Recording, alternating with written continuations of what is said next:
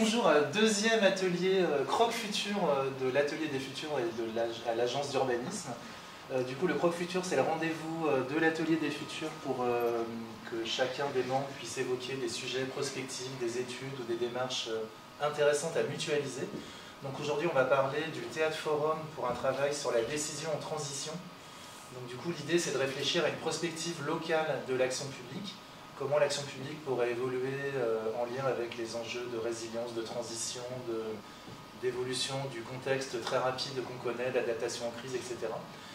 Ça fait écho à un travail que le réseau des agences d'urbanisme d'Auvergne-Rhône-Alpes avait fait en 2020 dans le cadre du colloque de la FNO, donc de la Fédération nationale des agences d'urbanisme. Et notre travail portait sur une prospective de l'action publique en 2040, dans un monde, dans un futur heureux qui aurait réussi ces transitions. Donc du coup, on avait fait différentes séances de travail entre nous, donc voilà, entre techniciens des agences, en ouvrant à des techniciens des collectivités, avec un peu des méthodes de créativité. Et une des grosses conclusions qui ressortait, c'était que l'action publique, à notre avis, aurait du mal à transformer par elle-même, et qu'il fallait un peu l'intervention, ce qu'on avait appelé des Deus ex machina, donc des grandes crises, des grandes mobilisations sociales, qui la feraient bouger de l'extérieur en fait. Donc du coup, derrière, ça nous a aussi donné envie peut-être de continuer ce travail localement et de se dire, est-ce qu'on pourrait peut-être relever ce défi d'une action publique qui peut se réfléchir sur elle-même et du coup se transformer par elle-même en prenant conscience finalement de son environnement. Donc du coup, on avait notamment essayé de mobiliser un peu le cercle des techniciens de l'Atelier des Futurs, notamment Hélène de Grenoble-Alpes Métropole, Céline du département, les personnes des parcs naturels régionaux qui nous accompagnent, etc. Et on avait commencé à imaginer un dispositif finalement où on ferait un groupe d'élus qui pourrait faire différentes séances en fait pour réfléchir avec peut-être pourquoi pas l'analyse de cas d'études, de projets finalement, pour dire tiens, comment peut-être on aurait pu faire autrement ou comment ce projet il s'est enclenché dans un sens et peut-être qu'il aurait pu être réorienté, etc. Et que d'ailleurs ça permet d'avoir une forme de réflexivité sur l'action publique.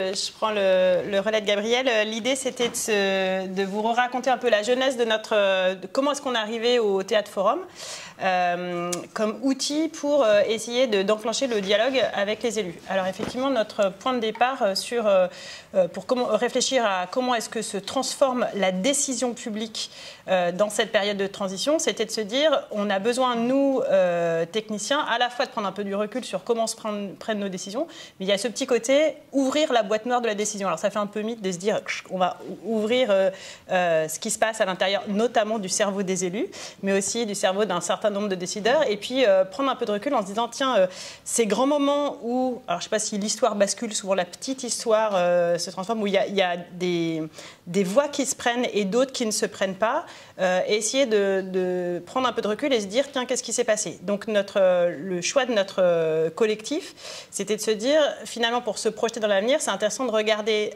dans le rétroviseur et de se dire, on va essayer d'identifier des petites histoires de décision, c'est-à-dire des moments où, sur notre territoire grenoblois, il y a eu des choses qui se sont faites et d'autres qui ne se sont pas faites. Et on avait d'ailleurs très envie à ce moment-là d'aller regarder des échecs, c'est-à-dire des situations où entre ce qui nous semblait une décision idéale de transition, et notamment dans les décisions idéales de transition, il y a des choix un peu difficiles à faire, un peu contraignants sur les façons de vivre, les mobilités, les consommations énergétiques, etc. Et du coup, des formes de rupture, elles se font pas. Et c'est peut-être aussi toute cette...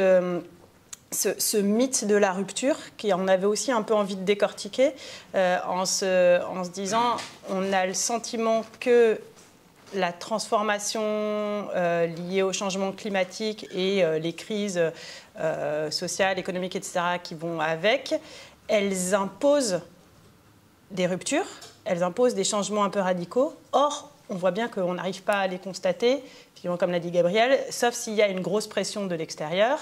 À un moment, la crise Covid, aujourd'hui la crise énergétique qui fait que d'un coup, par exemple, le mot sobriété qui était tabou il y a 2 ans, on se souvient, on avait fait une petite note prospective, nous, pendant le confinement, en disant, ben voilà, c'est l'avenir qui est devant nous, c'est d'arriver à parler sobriété. On nous a dit non, non, il ne faut pas utiliser ce mot, et on voit qu'aujourd'hui, il est dans toutes les bouches. Donc voilà, on voit qu'il y a des changements un peu radicaux qui ont lieu, mais le constat, c'est que on a du mal à l'impulser, nous, enfin, de l'intérieur, et nous, en tant que techniciens.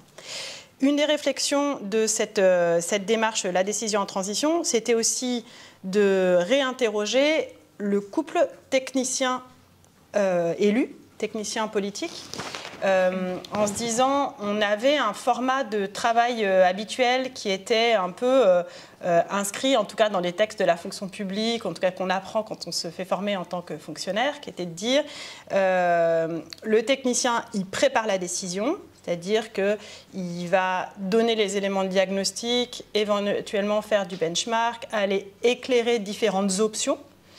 Il donne à l'élu des éléments de choix et sachant que l'élu en amont, il a donné l'impulsion, peut-être dans la chronologie, c'est l'élu donne l'impulsion, il a la vision politique de là où il faut aller. Le technicien prépare la décision, décortique, analyse la faisabilité, il propose différentes options ou une option qui semble la plus réelle. L'élu décide. Il tranche entre les options et ensuite le technicien met en œuvre. Et on voit bien cette espèce de balai de répartition des rôles. Aujourd'hui, dans un monde, alors je ne sais pas s'il est plus complexe qu'avant, mais en tout cas où il y a une pluralité d'acteurs qui est encore plus importante, on voit bien qu'il y a des nouveaux rôles qui sont apparus. Donc il y a des nouvelles personnes. Les nouvelles personnes qui rentrent dans la décision, c'est évidemment le citoyen qui existait avant, mais à qui on laisse une place de plus en plus importante, installée, avec notamment toutes les démarches de démocratie participative. On est en train de on sort tout juste de notre Convention citoyenne pour le climat. Je pensais en reparler à la fin parce que ça a raconté des trucs très intéressants sur comment se prennent les décisions. Donc les citoyens, les experts et notamment les scientifiques. Dans cette question des changements climatiques, on voit bien que c'est un des inputs qui doit rentrer et qui rentre à la fois dans la tête des techniciens et des élus.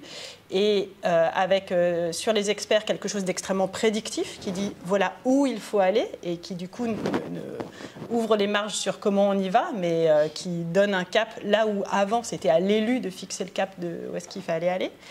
Des acteurs économiques et notamment des entreprises qui, soit quand ils sont dans des grands groupes internationaux, sont un peu déconnectés du territoire et du coup sont moins dépendants, font des choix qui sont indépendants de ce qui se passe ici, soit quand elles sont des PME ou des petites entreprises ancrées sur le territoire, du coup sont dans des relations de alors interdépendance au bon sens du terme aussi, en tout cas d'ancrage local, et puis des lobbies, des groupes de pression, enfin voilà. Du coup une pluralité d'acteurs qui fait qu'en face on n'est plus seulement avec un élu qui oriente et qui décide et un technicien qui conseille et qui applique, mais avec un besoin de rôle nouveau. Et j'ai relu un peu ce qui a été fait dans l'atelier des futurs, dans le travail de la FNO, et on voyait bien que ces fonctions de médiation, le côté j'arrive à faire en sorte que ces différentes parties prenantes se parlent, ben, c'était un rôle qui était hyper important.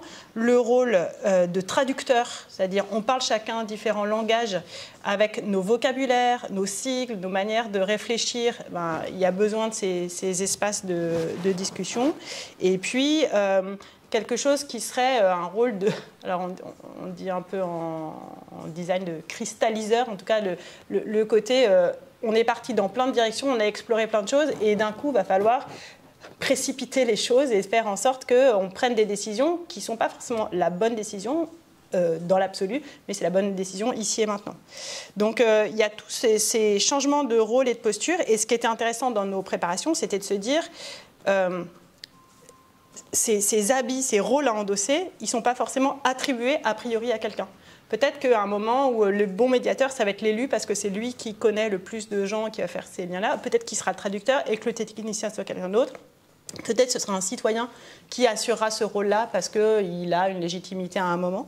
Mais donc, il y a aussi cette souplesse qui vient un peu bousculer nos façons de réfléchir.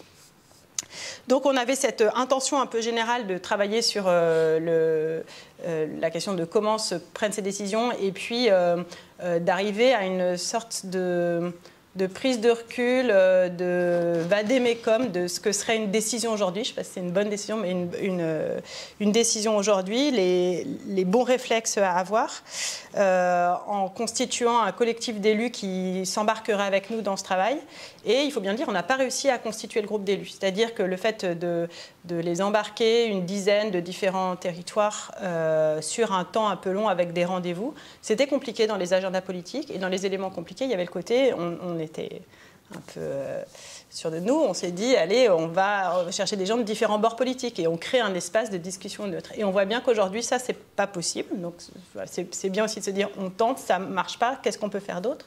Et donc, on s'est dit que finalement, travailler avec le Théâtre Forum comme espace de prise de recul par rapport à ce qu'on vit et comme manière de mettre à distance des décisions compliquées, c'était un bon outil.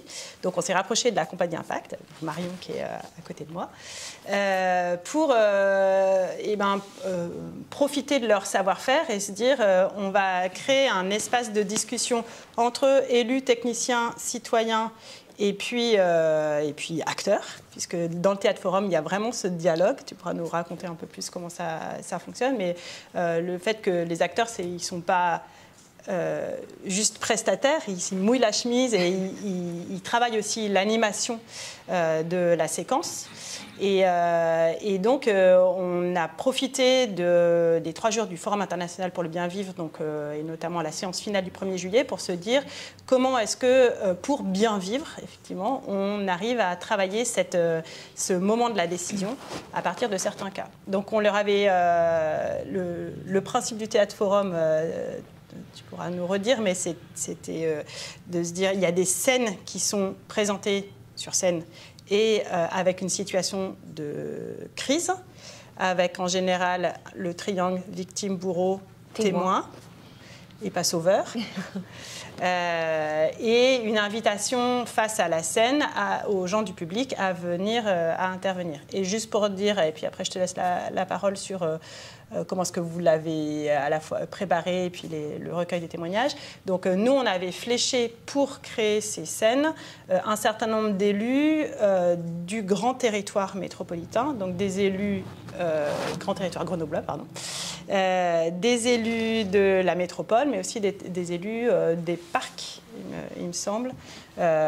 Et la consigne, c'était de dire, parlez-nous de situations où vous avez dû prendre des décisions compliquées pour le présent, mais qui engagent l'avenir et qui sont bénéfiques pour l'avenir. Tous ces moments pour les élus qui, malgré tout, même si j'ai dit les rôles bougent un peu, continuent à incarner le front office, qui sont au front, en tout cas de la décision, de la discussion avec les citoyens, à tous ces moments où on prend une décision qui engage l'avenir et qui, a priori, est sur des aspects environnementaux, mais qui génère de la contrainte aujourd'hui pour les citoyens, des commerçants, des habitants, etc. Donc voilà, c'était les cas sur lesquels on leur a demandé de venir témoigner.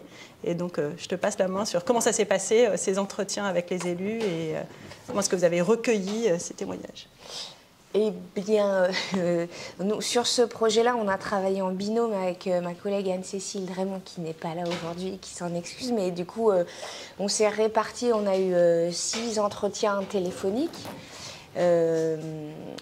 Où voilà, ça part d'une question ouverte. Et c'est vrai que on a une petite phrase clé en général dans l'échange qui est: est-ce que vous avez vécu une situation où, quand vous l'avez vécu, vous l'avez gérée comme vous pouviez, parce qu'on fait toujours comme on peut, mais a posteriori, ce genre de situation où tu te dis si je pouvais rembobiner, qu'est-ce que j'aurais tenté de faire, voilà, ces situations qui laissent un sentiment de j'aurais pu mieux gérer.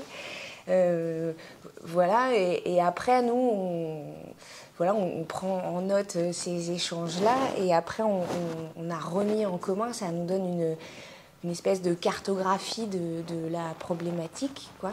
Avec effectivement, on a eu des échanges avec des élus de territoires finalement différents, qui avaient des problématiques qui pouvaient être des endroits en ruralité complète, avec voilà, des élus qui ont très peu d'administrés, des élus qui gèrent des communes plus grandes. Voilà. Et en remettant ça en commun, après, il y a des problématiques qui sont récurrentes ou qui ressortent et on recroise les situations. On a deux objectifs qui sont d'une, de préserver, c'est bête à dire, mais l'anonymat, enfin, des situations et une certaine discrétion aussi. L'idée, c'est pas que quand on joue la scène, on se dit ah bah ça c'est Gérard, voilà, il faut qu'il y ait quand même.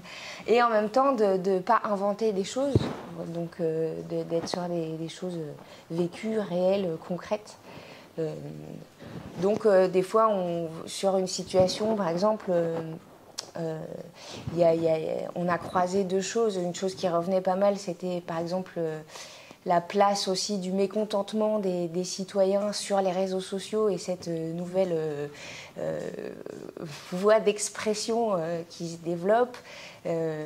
Et dans une situation où il y avait eu une grosse levée de mécontentement, mais qui ne s'était pas spécialement passée sur les réseaux sociaux, on s'est permis dans cette situation-là de recroiser ces deux choses-là, ce qui nous permet aussi de traiter cette question des réseaux sociaux sans en faire une situation à part entière, puisqu'effectivement, dans un spectacle de théâtre forum, généralement, on traite trois situations qu'on présente et sur laquelle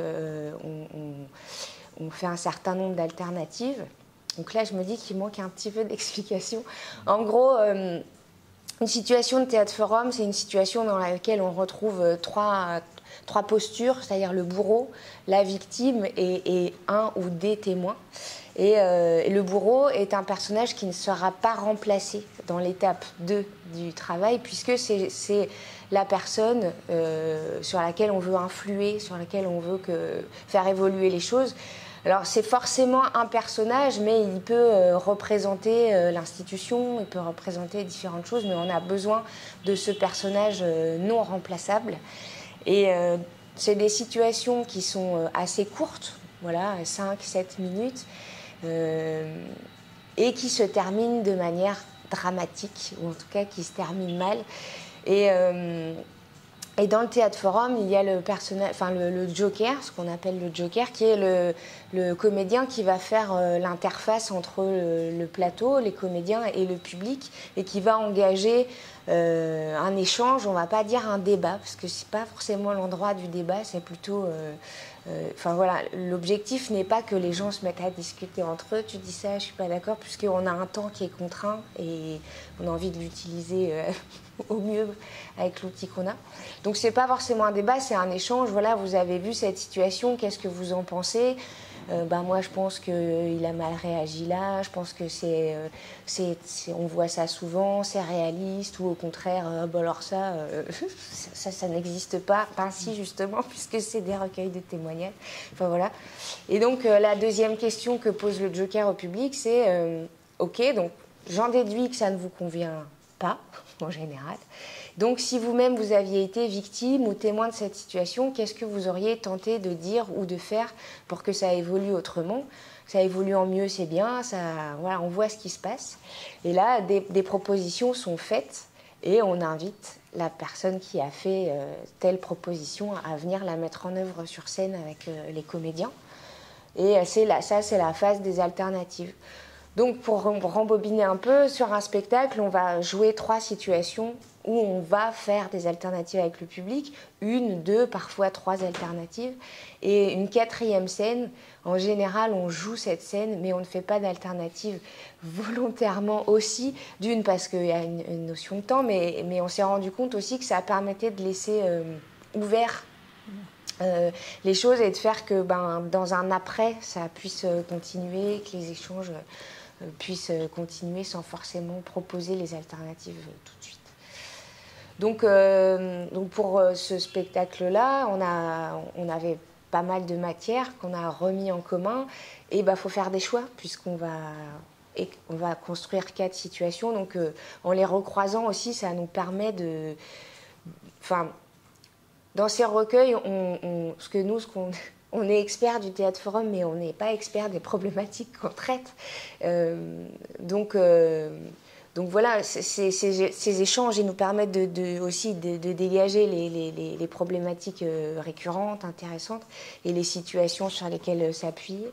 Mais ils balayent aussi des tas d'autres choses qu'on trouve intéressantes, qui reviennent, qui ne sont pas forcément la problématique de la situation de théâtre forum, mais qui sont des petits cailloux dans la chaussure, des petits pas de côté qu'il faut faire souvent. Enfin voilà, ça alimente aussi l'équipe dans cette étape des alternatives aussi, où on improvise, on est comédien, encore une fois, on n'est pas expert des situations, des fonctionnements, notamment voilà, dans les collectivités, des choses qui sont des maillages assez denses, des fois on va tout. Donc voilà, et la force de cet outil-là, moi je trouve, c'est aussi qu'on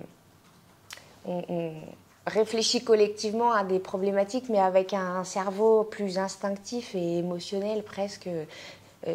Enfin, émotionnel, le mot est un peu fort, mais en tout cas, ça permet, vu que nous aussi, on improvise avec ce qu'on est et ce qu'on a attrapé de la situation, quelque chose de très humain, quoi, vif. Comment tu me parles comme ça, je réagis comme ça. Et c'est pas que le propos à froid, c'est aussi la manière dont les choses sont amenées. Voilà, ça permet d'aller aussi dans cette couche humaine, quoi. Voilà. Et est-ce que tu peux nous dire un peu à quel point c'est écrit, du coup, comment est-ce que ça marche avant d'aller sur scène, vous avez un petit pitch, est-ce que vous êtes répartis les rôles et vous savez un peu où est-ce que vous voulez arriver à la fin? Alors, sur la première scène, la situation telle qu'on la présente la première fois, oui, on sait où on veut arriver à la fin. On écrit des trames, donc la distribution, elle est faite, clairement, on sait qui joue quoi.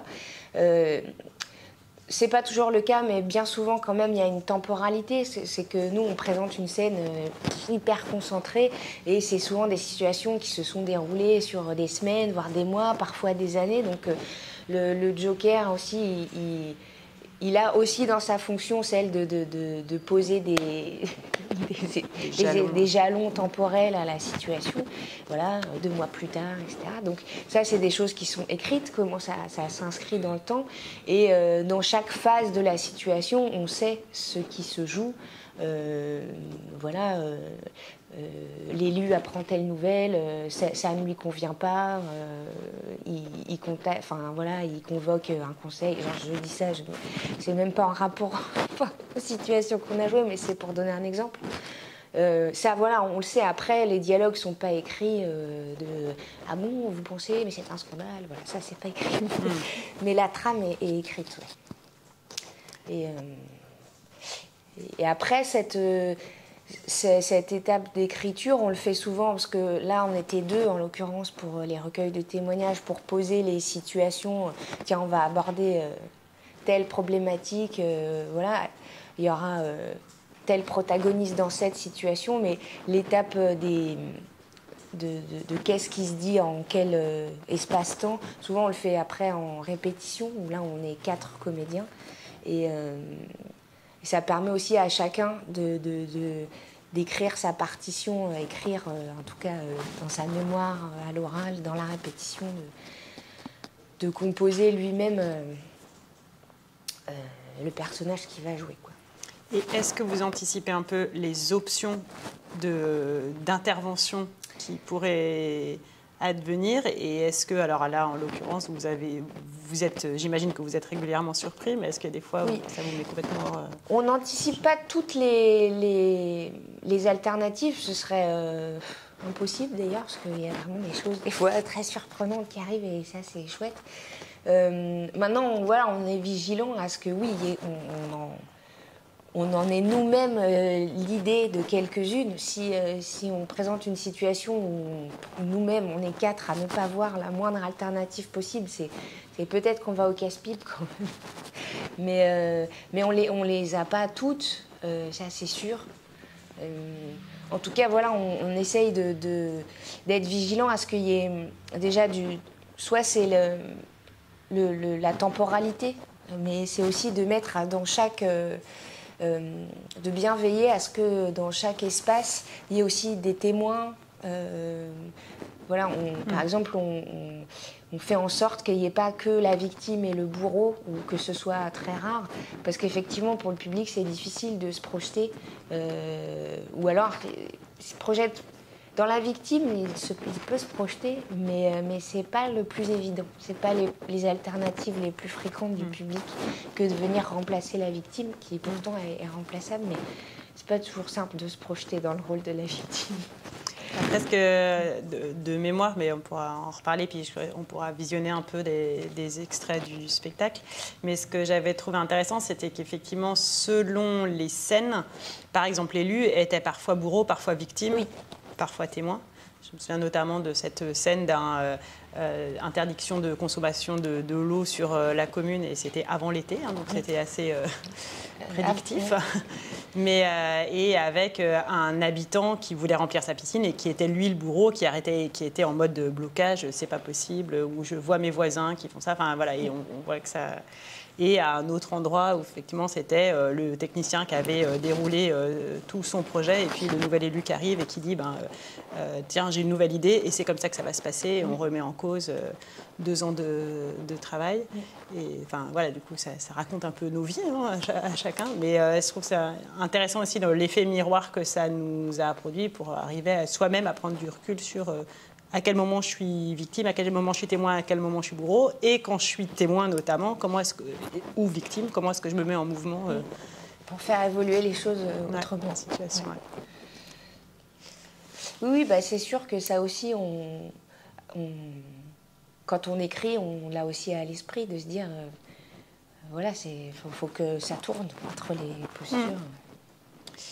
Et peut-être pour finir, puis avant d'aller à l'échange, en petit bilan de la séance qu'on a fait donc ce 1er juillet, moi ce que j'avais noté, c'est qu'on avait quand même une assez bonne fréquentation, et notamment un certain nombre d'élus qui étaient dans la salle, dont certains que je connaissais par ailleurs, et à qui je pense ça a eu la fameuse fonction catharsis du théâtre. Donc je vois des trucs devant moi, et j'ai même eu des SMS après en me disant ah bah tiens, je viens de revivre ce qu'on a vu sur la scène du théâtre. Donc voilà, je pense que ça a créé aussi le sentiment d'être compris, qui est parfois pas si simple, je pense, notamment pour des nouveaux élus, ceux qui endossent le costume et qui se disent ah bah ouais, je suis pas tout seul à être dans cette galère. Je pense que c'est vrai aussi pour un certain nombre d'autres parties prenantes de la salle.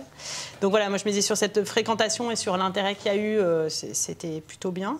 L'effet miroir toujours un peu saisissant. Après, moi j'avais une vraie réflexion sur la place de l'humour comme outil pour faire progresser les choses, en me disant à la fois du coup on passe un bon moment, et franchement on rit à chaque fois, que je vous ai vu, et mine de rien ça fait du bien quoi, hein, dans l'environnement, dans la vie en général, mais avec ce truc de se dire, quand tu résous la solution, tu ris vachement moins. Parce qu'en fait, parce que voilà, typiquement le gars qui était bloqué sur sa piscine, quand il lâche, bah, tu dis ah bah mince, ça y est, on rentre dans la norme. Donc voilà, c'est un truc qui m'interrogeait sur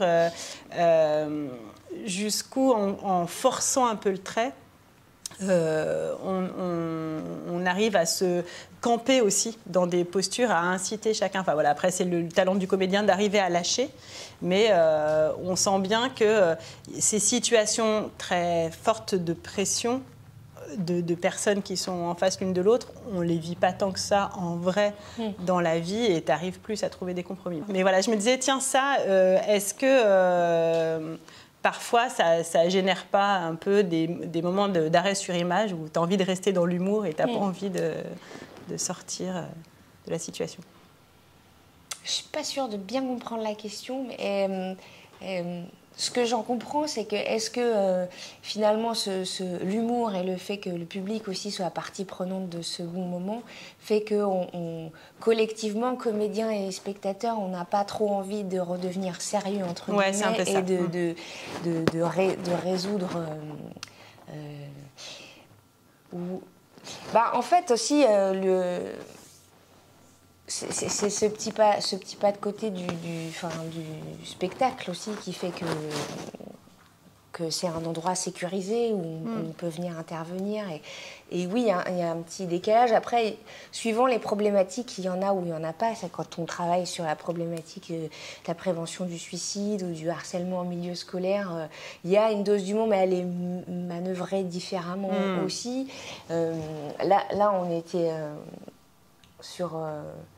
ça nous a aussi permis de remettre les choses à niveau entre nous qui sont très ignorants du système et le public qui venait d'horizons très différents, autant des citoyens que des élus.